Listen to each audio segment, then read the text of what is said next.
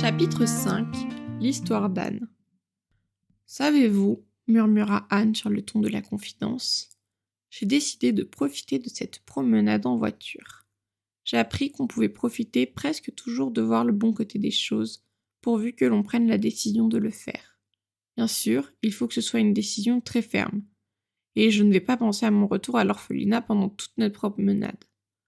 Oh, regardez, il y a une petite églantine éclose. Déjà, n'est-elle pas ravissante? Ne pensez-vous pas qu'elle doit être heureuse d'être une églantine? Ne serait-ce pas délicieux si les roses pouvaient parler? Je suis sûre qu'elles pourraient nous dire de très jolies choses. Et le rose n'est-il pas la couleur la plus ensorcelante du monde? J'aime le rose, mais je ne pourrais pas en porter. Les roux ne peuvent pas porter de rose, pas même dans leur imagination. Avez-vous déjà rencontré quelqu'un de roux dans son enfance, dont les cheveux aient changé de couleur en grandissant? Non, je ne crois pas en avoir jamais rencontré, fit Marilla impitoyable. Et je ne pense pas que vous ayez beaucoup de chance que cela vous arrive. Anne poussa un soupir. Eh bien, voilà un autre espoir envolé. Ma vie est un véritable cimetière d'espoirs ensevelis. C'est une expression que j'ai lue dans un livre autrefois, et je me la répète pour me consoler chaque fois que je suis déçue de quelque chose. Je ne vois pas grand-chose de réconfortant là-dedans, dit Marilla. Eh bien, c'est parce que ça semble si beau, si romantique. C'est comme si j'étais l'héroïne d'un livre, vous comprenez? J'aime tellement les choses romantiques. Et un cimetière plein d'espoir enseveli est à peu près la chose la plus romantique que l'on puisse imaginer, non? Je suis contente d'avoir le mien. Est-ce que nous allons traverser le lac au miroir cette fois-ci? Nous n'allons pas vers la mare des Barils, si c'est ce dont vous parlez. Nous prenons la route de la côte. La route de la côte, quelle jolie expression, dit Anne, déjà rêveuse. Est-ce aussi joli que le nom le suggère? Au moment même où vous avez prononcé les mots route de la côte, je l'ai vu en image dans ma tête. D'un seul coup, comme ça. Et White Sand, c'est un joli nom aussi. Mais je ne l'aime pas autant qu'Avonlea. Avonlea, voilà une charmante appellation. De la véritable musique. Est-ce que c'est loin, White Sand? À 5 miles. Et puisque vous avez de toute évidence l'intention de bavarder, vous pourriez peut-être vous rendre utile en me parlant un peu de vous-même. Oh, vous savez, ce que je sais à propos de moi-même ne vaut pas vraiment la peine d'être raconté, dit Anne avec empressement. Mais si vous me laissez vous dire quelque chose que j'imagine, vous trouverez cela infiniment plus intéressant. Non, je ne veux pas écouter vos histoires imaginaires. Tenez-vous-en aux faits, et rien qu'aux faits. Commencez par le commencement. Où êtes-vous né et quel âge avez-vous? J'ai eu 11 ans au mois de mars dernier, dit Anne, se résignant avec un soupir à s'en tenir aux faits et rien qu'aux faits. Et je suis née à Bolingbroke, en Nouvelle-Écosse. Le nom de mon père était Walter Shirley, et il était professeur à l'école secondaire de Bolingbroke. Le nom de ma mère était Bertha Shirley. Walter et Bertha ne sont-ils pas des noms charmants? Je suis très heureuse que mes parents aient porté de beaux noms. Ce serait une telle disgrâce d'avoir un père qui s'appellerait, voyons, disons, Gédédia, ne pensez-vous pas? Je suppose que le nom d'une personne n'a guère d'importance, pourvu qu'elle sache se conduire comme il faut, dit Marilla qui se sentait obligée d'inculquer à cette fillette des notions morales saines et utiles. Eh bien, voyons, je ne sais pas trop. Anne abordait un air pensif. J'ai lu dans un livre, il y a longtemps, qu'une rose qui portait un autre nom continuerait d'exhaler un parfum aussi doux. Mais je n'ai jamais pu m'en convaincre.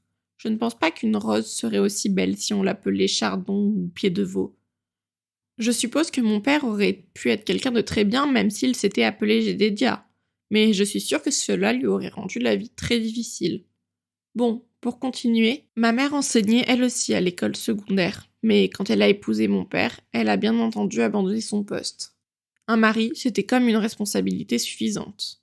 Madame Thomas racontait qu'ils formaient un couple d'enfants aussi pauvres que des rats d'église. Ils s'en allèrent vivre dans une toute petite maison jaune à Bolingbroke. Je ne l'ai jamais vue, cette maison, mais je me la suis imaginée des milliers de fois.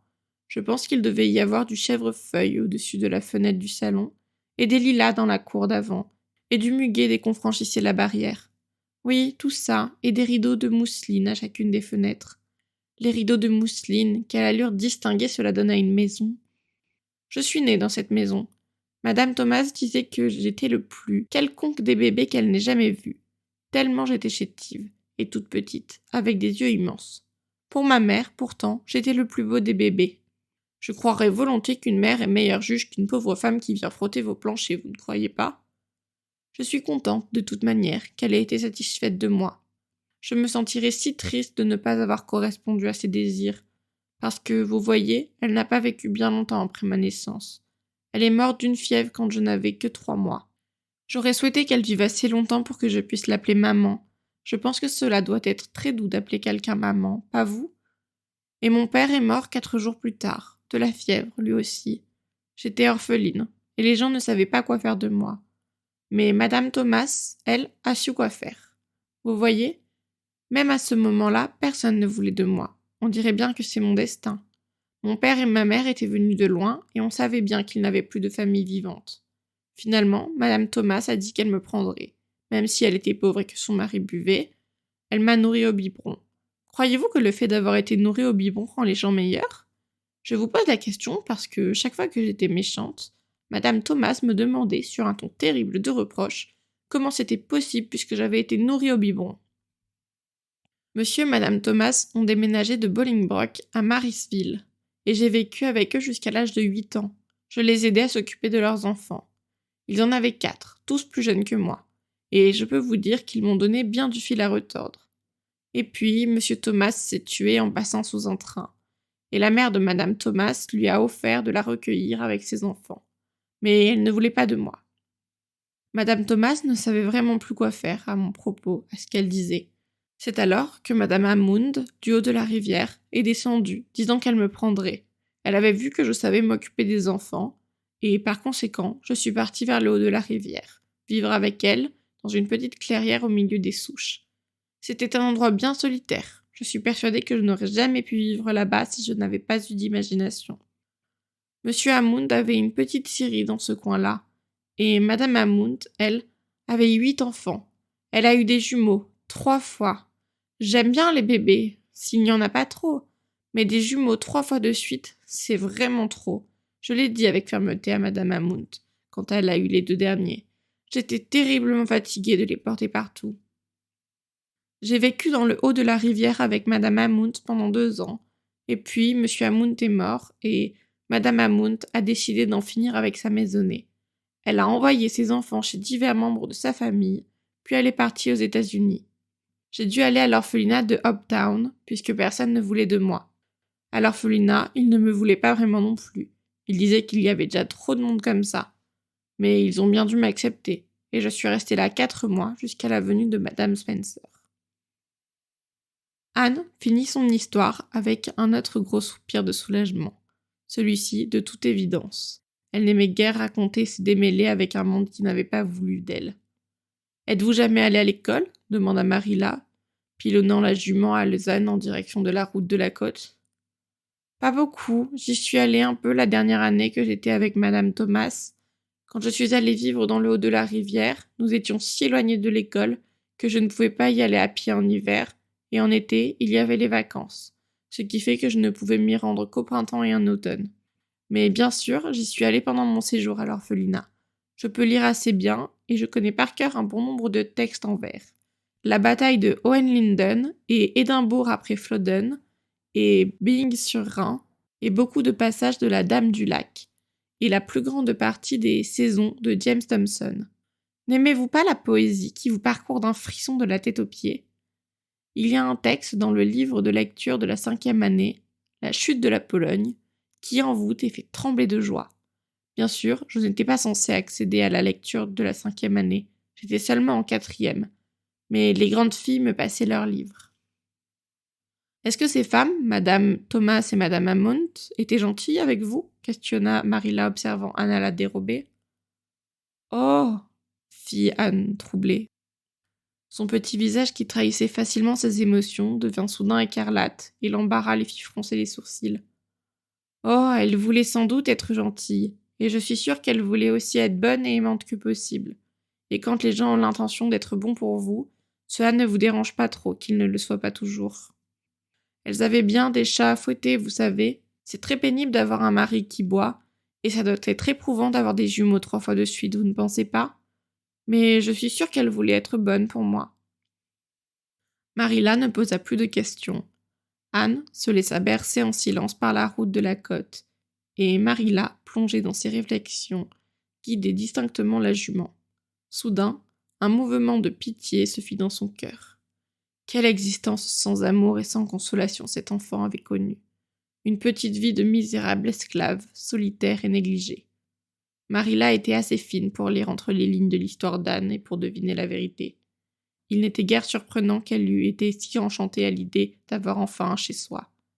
C'était malheureux qu'on eût à la renvoyer. Et si jamais elle, Marilla, succombait à cette inexplicable fantaisie du Matthew, et si elle acceptait que cette fillette reste? Matthew en avait incontestablement très envie, et l'enfant semblait être une brave petite, agréable de caractère, disposée à apprendre. Elle jacasse bien trop, pensait Marilla. Mais on arrivera bien à la guérir de ça. Et après tout, elle ne dit rien de grossier ni de vulgaire. Elle a des manières de vraie dame. Ses parents étaient probablement des gens comme il faut. La route de la côte était boisée, sauvage, solitaire. À droite, des sapins rabougris, dont l'âme avait résisté aux longues années de lutte contre les vents du Golfe, continuaient de croître en groupes denses. À gauche se dressaient des falaises de gris rouge, très abruptes. Parfois, ils longeaient la route si près qu'un animal plus nerveux que la jument alezane leur aurait causé de l'angoisse. En bas, au pied des falaises, s'entassaient des rochers érodés par le Rezac, qui alternaient avec de minuscules criques dont le sable était serti de cailloux aussi polis que des bijoux. Au-delà s'étendait la mer, scintillante et bleue, et au-dessus, mouettes et goélands se livraient à des acrobaties aériennes, de l'argent fondu au bout des ailes. « Est-ce que la mer n'est pas une vraie merveille ?» remarqua Anne émergeant de ce long silence au cours duquel ses yeux écarquillés n'avaient rien perdu du paysage. Un jour, quand je vivais à Marysville, Monsieur Thomas a loué une voiture rapide et nous a tous emmenés passer la journée à 10 miles de là, au bord de la mer. J'ai aimé chaque instant de cette journée-là, bien que j'ai dû surveiller les enfants sans arrêt. J'ai revécu ces instants pendant des années dans mes rêves. Mais cette côte est bien plus belle que celle de Marysville. Ces mouettes ne sont-elles pas splendides? Est-ce que vous n'aimeriez pas être une mouette? Moi, je pense que j'aimerais bien. Si, évidemment, je ne pouvais pas être une petite fille. Ne pensez-vous pas que ce serait particulièrement agréable de se réveiller au lever du soleil, de descendre d'un coup d'aile au ras de l'eau, de voler toute la journée dans cette délicieuse étendue toute bleue, et puis, la nuit, de retourner d'un dernier coup d'aile jusqu'à son nid? Oh, je m'imagine déjà en train de le faire. Quelle est cette grande maison juste devant nous, s'il vous plaît? C'est l'hôtel de White Sand. Monsieur Crick le gère, mais la saison n'a pas encore commencé. Il y a des tas d'Américains qui viennent ici l'été. Ils considèrent que cette côte est exactement ce qui leur convient. J'avais peur que ce soit le domicile de Madame Spencer, dit Anne avec tristesse. Je n'ai pas du tout envie d'y arriver. Cela signifierait en quelque sorte la fin de tout.